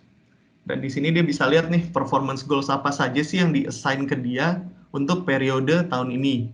Di sini kita bisa dikasih pilihan untuk lihat, kita mau lihat review period mana sih, kita bisa lihat review period yang belakang-belakang. Lalu misalnya dalam satu review period terdapat lebih dari satu goal plan, kita juga bisa lihat. Biasanya di sini contoh goal plan itu adalah ada yang namanya performance goals yang dapat dijadikan acuan yang harus dicapai oleh si Elizabeth Mavry tahun ini. Ada juga yang namanya individual development goals, mungkin tadi sempat dibahas di sebelumnya. Itu adalah untuk karyawan-karyawan yang ternyata butuh peningkatan dari sisi kinerja atau kompetensi yang dia miliki, maka organisasi bisa saja membuatkan individual development goals untuk dia yang berisikan goals-goals yang harus di-achieve. Dan untuk periodenya itu bisa menyesuaikan apakah misalnya per 6 bulan atau per 3 bulan atau tetap annual, seperti itu. Nah, di sini kita bisa lihat nih performance goals yang dia punya saat ini. Ada building effective teams, decrease employee turnover, hingga lainnya. Lalu apa saja yang bisa dilakukan oleh Elizabeth Mavry? Pertama, dia bisa menambahkan yang namanya personal goals dia melalui menu add, atau jika memang dia punya personal goals yang menurut dia ternyata goals ini bagus, bisa saya share ke rekan kerja agar mereka mempunyai goal yang sama, sehingga mereka kerjanya bisa lebih seragam, seperti itu. Saya bisa melakukan yang namanya share goals. Jadi saya bisa pilih goals apa sih yang mau saya share. Oke, saya tinggal pilih centang di sini, lalu saya pilih action, lalu saya bisa pilih share. Dengan nge-share goal ini, maka orang-orang yang saya share goals ini bisa memilih apakah mereka mau memasukkan goals ini ke dalam goals mereka, seperti itu. Dari sisi saya pun saya bisa lihat sebenarnya, ada nggak sih goal-goal yang rekan kerja saya saranin ke saya untuk saya tambahkan sebagai goal saya sendiri, seperti itu. Sini bisa dilihat, ada goals-goals yang berhubungan dengan organization goals yang di-share oleh rekan kerja saya kepada saya, kayak gitu. Itu dari sisi goals, lalu dari sisi performance evaluation-nya seperti apa? Nah, di sini kita akan masuk ke area performance evaluation, di mana Elizabeth Mavry dapat ngecek nih untuk di tahun ini status performance evaluation-nya dia tuh seperti apa. Nah, saya bisa lihat di sini. Untuk review period 2020, saya memiliki satu pending performance dokumen di mana di dalamnya berisi kompetensi assessment. Jadi yang akan di-assess hanya bagian kompetensi saja. Lalu bagaimana dengan goals-goals yang bagaimana dengan performance dokumen yang mengandung performance goals juga? Maka kita bisa lihat dulu contohnya misalnya di tahun lalu. Nah, kita lihat di tahun 2019, ternyata dia memiliki dokumen untuk annual 360 evaluation. Nah, di 360 ini seperti yang tadi dibilang tuh, sempat dibahas juga bahwa yang memberikan penilaian itu secara mutlak adalah mungkin memang manajer. Tapi employee, bawahannya employee, dan peers-nya employee juga dapat diikutsertakan atau dilibatkan untuk memberikan yang namanya manage participant feedback. Sehingga nilai yang nantinya muncul bisa digunakan nih oleh Robert Jackman sebagai manajernya dia untuk sebagai acuan dalam memberikan nilai kepada Elizabeth Mavry. Kayak gitu. Kita coba cek masuk ke dalam. Kita bisa lihat bahwa di dalam satu performance dokumen terdapat dua section untuk penilaian. Pertama adalah performance goals dan kedua adalah kompetensi. Ya, kita klik, maka kita bisa masuk lebih ke dalam. Kita bisa breakdown untuk melihat seperti apa sih sukses kriterianya. dan seperti apa status yang udah ada saat ini. Kita bisa lebih breakdown lagi ke dalam untuk melihat lebih detail lagi, seperti itu. Oke, kita back. Lalu, terkait dengan evaluasi Elizabeth Mavry di tahun 2020 ini, saya akan melakukan yang namanya check-ins. Nah, saya akan melakukan check-ins, di mana saya akan nge-trigger sebuah notifikasi untuk Robert Jackman yang menandakan bahwa saya membutuhkan check-ins untuk mendiskusikan tentang mungkin bisa saja perkembangan karirnya dia atau development plan yang dibutuhkan oleh Elizabeth Mavry. Nah, nantinya dari check-in ini saya juga bisa menambahkan, saya mau ngisi apa sih di dalamnya? Saya mau diskusi tentang apa, misalnya. Saya tambahkan di sini.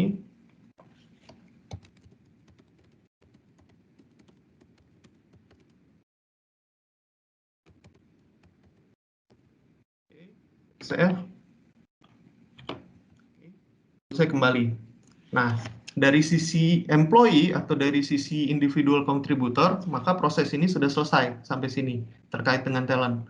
Lalu berikutnya saya akan mendemonstrasikan dari sisi manajer, bagaimana sih proses apa saja yang dapat dilakukan oleh seorang manajer. Oke, saya kembali ke slide. Lalu saya akan memberikan outline-nya. Dari sisi manajer nantinya saya akan mengasih lihat bagaimana seorang manajer dapat melihat nih kompetensi-kompetensi bawahannya seperti apa sih dalam bentuk analitik. Lalu dari analitik itu saya bisa lihat nih skill gap apa saja sih yang perlu sebenarnya di development, atau apakah perlu ada learning yang saya assign kepada tim saya. Lalu terakhirnya di proses terakhir itu adalah talent review, di mana nantinya saya selaku Robert Jackman, selaku manajer bersama dengan HR administrator sebagai fasilitator akan mengadakan atau nge-conduct yang dinamakan talent review meeting. Gunanya adalah untuk mengakses seluruh karyawan yang ada di bawahnya Robert Jackman. Mereka itu sebenarnya lagi di posisi apa sih? Apakah mereka dianggap top talent atau dianggap misalnya mismatch talent? Lalu action apa saja yang mau kita berikan kepada mereka? Apakah kita mau menambahkan mereka ke dalam succession planning atau kita mau memberikan mereka development goals? Seperti itu. Oke, saya akan kembali ke aplikasinya. Lalu saya akan login sebagai Robert Jackman.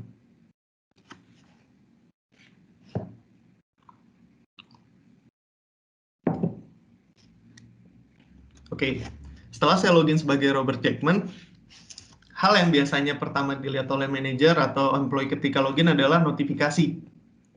Sebenarnya ini untuk tahu apakah ada pending task atau pending information yang lagi pending di dia.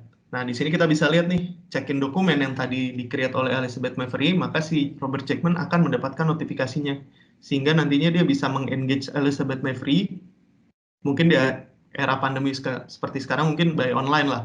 Kita bisa discuss tentang apa sih sebenarnya yang mau didiscuss oleh Elizabeth Mavry. Kayak gitu. Nah, lalu berikutnya, dari sisi manajer, Robert Jackman ingin mengetahui nih sebenarnya subordinate saya tuh kompetensinya seperti apa sih? Maka yang akan saya lakukan adalah saya akan masuk ke menu My Team, di mana di sini akan dikasih lihat nih semua direct report dari Robert Jackman. Oke, kita bisa lihat di sini.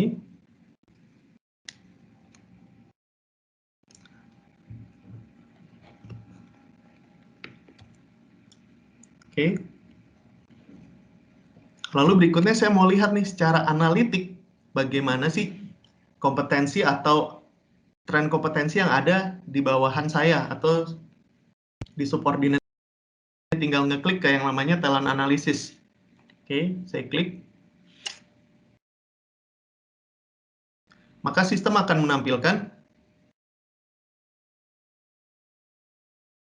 kompetensi analisis dari tim yang saya punya dalam bentuk spider graph atau grafik. Nah, di sini saya bisa lihat diberi persentase bahwa tim saya itu udah achieve sekitar 96 lah, 96%. Lalu dari grafik-grafik ini apa aja yang bisa saya lihat? Pertama, saya bisa lihat kompetensi apa sih yang dimiliki oleh tim saya secara keseluruhan. Lalu ada grafik juga di dalamnya yang menggambarkan untuk yang warna hijau adalah current level dari kompetensi yang dimiliki oleh tim saya. Lalu dari biru itu adalah required level yang dibutuhkan job yang ditempati oleh tim saya, seperti itu. Jadi di sini bisa kelihatan mana sih yang sebenarnya gap, mana yang sebenarnya sudah achieve.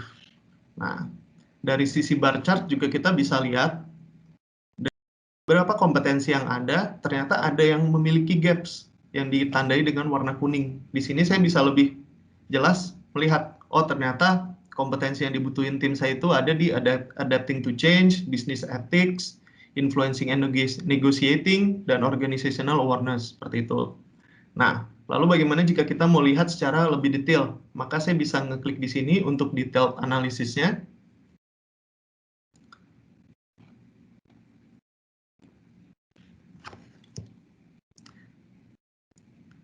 Dan sistem akan menampilkan detail analisis mengenai mungkin per kompetensi yang ada, atau juga bisa per orang yang ingin kita lihat, misalnya per employee-nya. Nah, di sini kita akan lihat dari sisi kompetensi. Tadi, ternyata kompetensi yang kita masih punya gap itu adalah salah satunya organizational awareness. Kita coba buka. Ternyata, dari semua orang yang memiliki skill ini, yang ternyata membutuhkan skill ini, belum ada yang fulfill sama sekali untuk kompetensi ini. Maka apa saja sih yang bisa dilakukan oleh Robert Jackman? Nah, Robert Jackman bisa lihat nih, suggested development action-nya tuh apa sih? Goal apa saja yang bisa kita assign ke mereka agar mereka bisa memenuhi kompetensi ini. Di sini tidak ada contohnya, mungkin saya ganti ke adapting to change. Nah, bisa kelihatan development action di sini adalah management and leadership. Ini adalah salah satu contoh goals yang nantinya bisa kita assign ke employee. Atau misalnya saya mau lihat kembali lagi tadi ke organizational awareness. Kita bisa lihat juga di sini, learning apa saja sih yang bisa ngebantu untuk tim kita dalam mencapai kompetensi organizational awareness. Nah, di sini ada just suggested learning courses. Lalu ke bawahnya kita bisa lihat detailnya, misalnya kita mau lihat Elizabeth Mavry.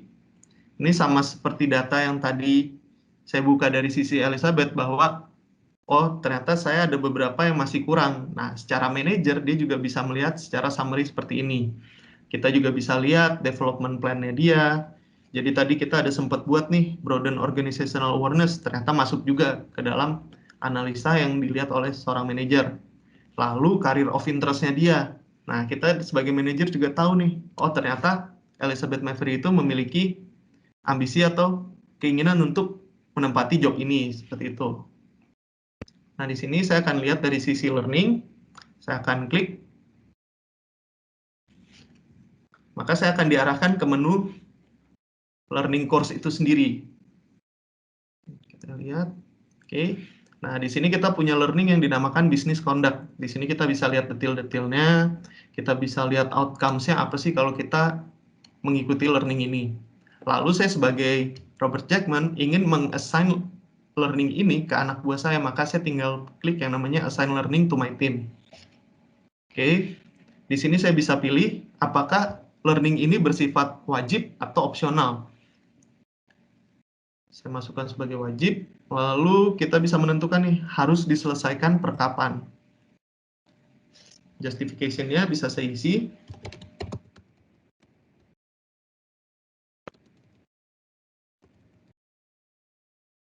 Lalu kita bisa masukin komen juga. Lalu kita continue. Kita bisa pilih siapa sih yang mau kita tambahkan. Jadi tadi kan ada beberapa seperti Elizabeth Mavry, lalu Brian Joseph, lalu Frank Pukta. Maka kita add mereka bertiga ke dalam learning ini. Setelah edit, maka kita bisa continue. Dan kita bisa review. Jika memang sudah oke, kita submit. Maka nantinya employee-employee ini akan mendapatkan notifikasi nih bahwa ada learning yang di-assign ke saya, seperti itu. Oke. Itu dari sisi di mana manajer mengecek kompetensi atau skill gap yang dimiliki oleh timnya. Lalu setelah itu dari sisi manajer misalnya terakhir dia akan melakukan yang namanya talent review. Talent review itu gunanya apa? Talent review itu gunanya untuk meeting bersama dengan HR sebagai fasilitator untuk menentukan posisi karyawan-karyawan ini sebenarnya di mana sih dalam sebuah 9box talent profile.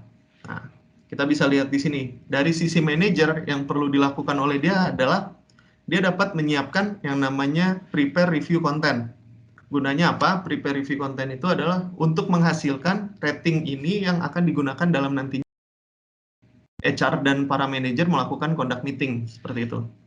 Di sini bisa kelihatan masing-masing karyawan setelah dinilai performance-nya dia seperti apa, potensialnya dia seperti apa, risk of loss-nya, impact of loss-nya, lalu talent score-nya seperti apa.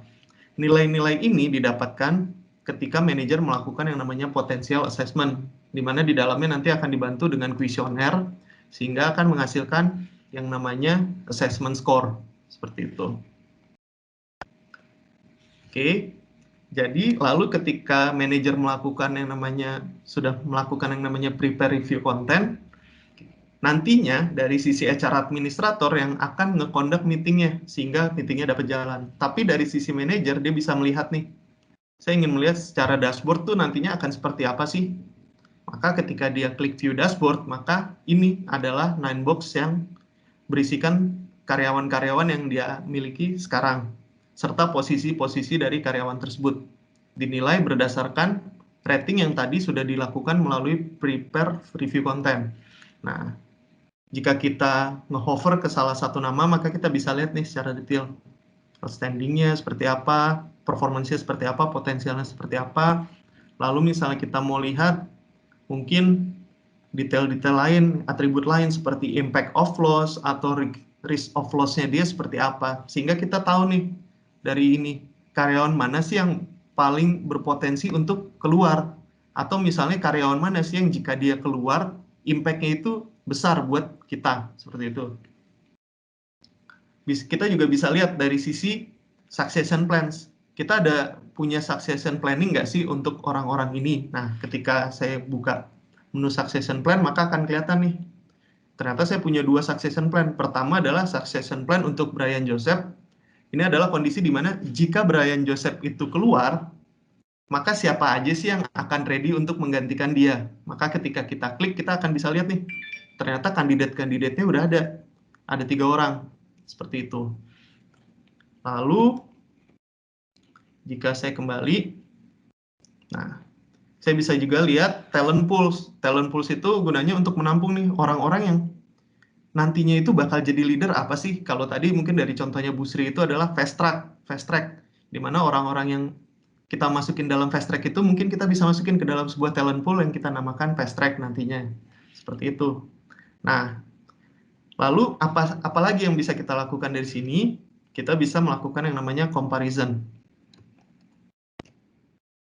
Kita bisa, sebelum compare mungkin yang bisa kita lakukan nantinya akan saya jelaskan melalui action. Di sini misalnya kita pilih Elizabeth Maverick ketika nanti kita conduct meeting. Hasil akhir dari talent review ini apa? Pertama, jika memang karyawan itu bagus, kita mau masukin dia ke dalam succession planning, maka kita bisa menambahkan orang itu ke dalam succession plan. Atau jika memang ternyata karyawannya masih perlu dikembangkan lagi, maka kita bisa menambahkan yang namanya development goal atau performance goal pada dia. Nah, dari sisi comparison, saya bisa mengcompare beberapa orang. Seperti ini. Misalnya saya pilih 3 orang dari box yang adaptable talent, lalu saya klik compare. Maka kita akan disajikan comparison seperti ini, di mana di atas ini adalah overview comparison-nya berdasarkan Mike Finkel, sehingga kita bisa lihat nih Elizabeth Maverick, talent score-nya ternyata di bawahnya Mike Finkel, Frank Pukta masih di bawahnya, performance rating ternyata masih di bawahnya semua. Lalu bagaimana dengan detail-detail lain dapat kita lihat di bagian bawah. Ini jadi yang di-compare itu nggak hanya skill and qualification, nggak hanya performance atau rating, tapi juga data-data dia sebagai karyawan, kayak gitu. Worker information, dan lain sebagainya. Nah, jadi talent review ini, seperti yang tadi saya bilang, akan dikondak oleh HR administrator sebagai fasilitator dan manajer. Sehingga hasil akhirnya akan menghasilkan bisa jadi succession plan, bisa jadi development goals, atau tadi yang pengembangan karyawan yang lainnya lah, seperti itu. Baik. Jadi dari sisi product showcase atau demo sudah selesai sampai sini. Mungkin nantinya jika memang ada yang mau ditanyakan lagi, bisa ditanyakan di sesi question and ask berikutnya ya. Oke. Terima kasih. Sebelumnya saya kembalikan kepada Ivana. Silakan, If. Oke, terima kasih Pak Ishak untuk sharing demonya ya. Jadi mungkin barusan kayak Bapak sama Ibu kan sudah mendengar nih semua sharing-sharing dari narasumber kita. Nah, sekarang kita akan masuk ke sesi Q&A. Jadi nanti kalau misalnya sekarang ada mungkin dari Bapak atau Ibu mau bertanya, bisa dipersilakan untuk langsung bertanya ya, kayak dinyalakan untuk mikrofonnya, atau mungkin bisa langsung chat di kolom komen.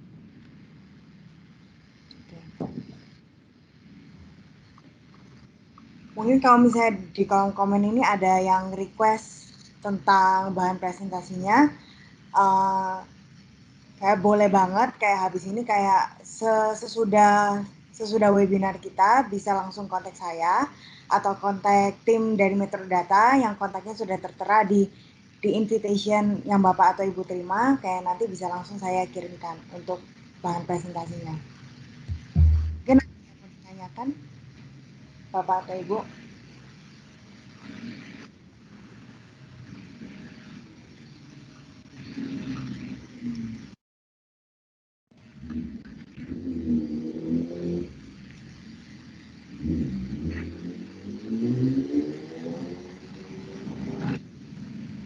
Mungkin kalau tadi demonya ada yang kurang jelas atau mau lihat lagi menu-menu tertentu boleh juga kok, Pak.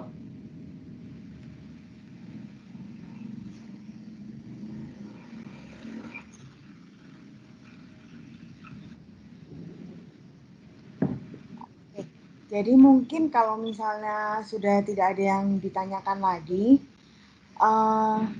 mungkin sampai di sini dulu kegiatan kita webinar pada hari ini ya. Jadi terima kasih untuk Bapak atau Ibu untuk waktunya. Terima kasih juga untuk narasumber-narasumber kita yang Ada sudah pertanyaan, sharing knowledge. Oh oke, sorry. Oh. Iya, ada pertanyaan Oke. nih. Gimana? Oke. Dari PT CDN ya. Oke, untuk Ibu Sri, pada proses sit-in, apakah orang yang diberikan project tentang menghandle tugas dan tanggung jawab utamanya? Sebentar ya, saya lagi coba buka pertanyaannya. Di saya, sebentar ya, tidak kelihatan. Boleh diulang, boleh dibantu aja, Ivana? Pada proses sit-in, apakah Iya. orang yang diberikan project tetap menghandle tugas dan tanggung jawab utamanya ya. Oke. Ya, terima kasih untuk pertanyaannya ya dari Bapak ataupun Ibu dari PT CDN. Jadi pada saat proses sit-in ini, karyawan yang sedang di-assign dibebaskan ataupun juga tidak diberikan tanggung jawab dalam waktu tertentu ya. Biasanya kurang lebih 3 bulan gitu ya, untuk mengerjakan tugas utamanya gitu. Jadi memang pada saat itu tugas yang menjadi sehari-harinya itu akan diberikan baik itu ke timnya yang lain ataupun ke atasannya, seperti itu. Jadi memang pada saat itu terjadi, karyawan tersebut akan belajar ataupun juga akan lebih memahami di tempat yang baru yang saat itu sedang dia pelajari. Seperti itu sih gitu. Jadi memang dia di istilahnya untuk sementara waktu ya dibebaskanlah untuk dari pengerjaan utamanya dia. Seperti itu sih. Terima kasih untuk pertanyaannya. Oke, baik. Terima kasih. Oke, mungkin ada pertanyaan lagi. Bisa langsung raise hand ya, atau di chat.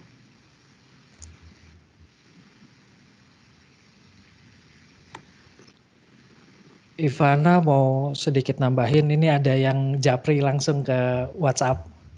Jadi Pak, bisa nggak saya ngundang untuk presentasi lebih detail mengenai kebutuhan kita di company, untuk lebih detailnya lah. Saya bisa jawab sangat-sangat bisa, karena kita di sini juga bikin event untuk sharing yang pertama, yang kedua adalah untuk membantu. Apa yang bisa kita bantu, pengalaman apa yang kita sudah pernah lakukan, kita juga bisa sharing nanti di sesi detailnya. Kalau Bapak Ibu mau mengajak kita datang ke itu ya, atau nanti bikin Zoom meeting. Oke, jadi mungkin bagi Bapak atau Ibu yang berminat mau kita initiate meeting ya, kayak kita aturkan meeting untuk lebih ke private sharing gitu, kayak boleh banget, kayak bisa langsung kontak yang tertera di invitation-nya. Oke. Mungkin juga mohon bantuannya kayak Bapak sama Ibu, mungkin dari tim kami tadi ada share untuk feedback form, boleh tolong diisi untuk feedback formnya sebelum selagi kita ini sesi Q&A.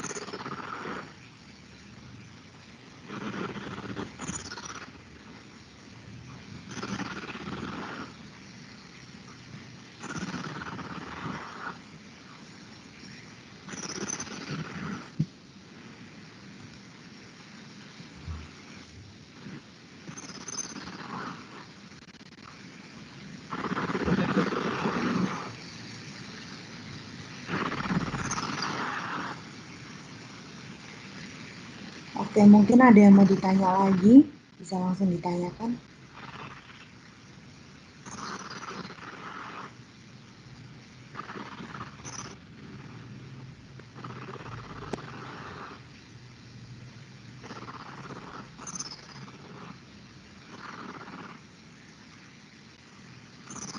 Kalau mau ada kunjungan juga boleh banget, bisa langsung info aja ya ke CP-nya untuk nanti kita langsung aturkan jadwal meetingnya. Dan untuk yang berminat untuk bahan presentasi yang tadi sudah disampaikan juga bisa langsung minta ke CP.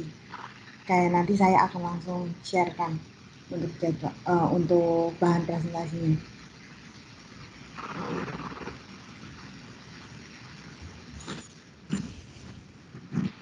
Oke, mungkin kalau misalnya sudah tidak ada pertanyaan lagi, mungkin sampai di sini dulu ya kegiatan webinar kita pada hari ini. Jadi terima kasih Bapak atau Ibu atas waktunya yang sudah diluangkan. Jadi jika misalnya ada pertanyaan lebih lanjut, Bapak atau Ibu bisa menghubungi kami kembali ya, kontak kami yang tertera di undangan webinar lagi. Oke, selamat sore Bapak Ibu dan terima kasih untuk narasumber kita hari ini. Terima kasih, selamat siang. Terima kasih Selamat Bapak Ibu. siang, terima kasih Selamat Bapak siang. Ibu. Terima kasih semua, terima kasih Bapak Ibu. Siang.